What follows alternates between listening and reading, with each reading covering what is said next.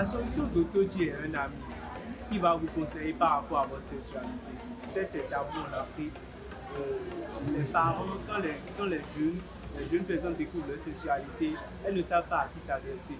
Les parents, en fait, n'aiment pas en parler.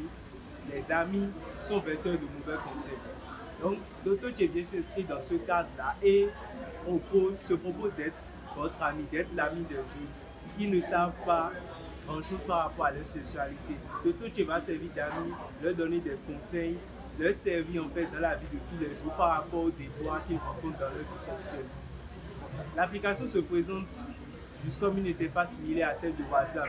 En fait, ça ressemble juste à comme si vous écrivez à un de vos amis. Vous venez, il y a une barre pour écrire, il y a une icône pour enregistrer des notes vocales et vous faites ce que vous voulez et l'intelligence artificielle va vous répondre. Notre solution se base sur l'intelligence artificielle. Quand vous écrivez vos messages ou que vous envoyez des notes vocales, c'est l'intelligence artificielle qui va vous répondre.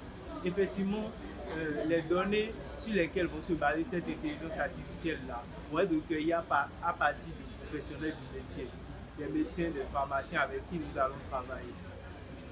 Dans certains cas de figure, lorsque votre question devient un peu trop spécifique, l'application va vous rediriger vers des professionnels ou vers un centre de santé qui va répondre à votre préoccupation.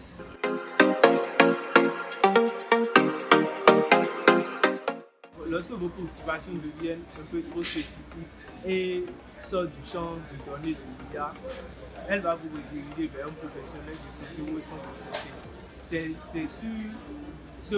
sur ça que se base notre business model. C'est-à-dire qu'en fait, les professionnels ou les centres de santé vers lesquels vous serez redirigés en fait devront être nos partenaires et devront payer une certaine somme.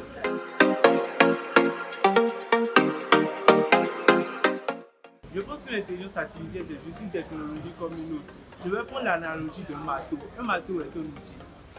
Un marteau est un outil qui vous permet de taper sur des clous pour construire des meubles ou je ne sais quoi. De la même manière, vous pouvez prendre aussi ce marteau pour tuer quelqu'un. En fait, c'est juste que je voudrais dire par rapport à l'intelligence artificielle, c'est juste que c'est un outil et en fait tout dépend de comment on l'utilise.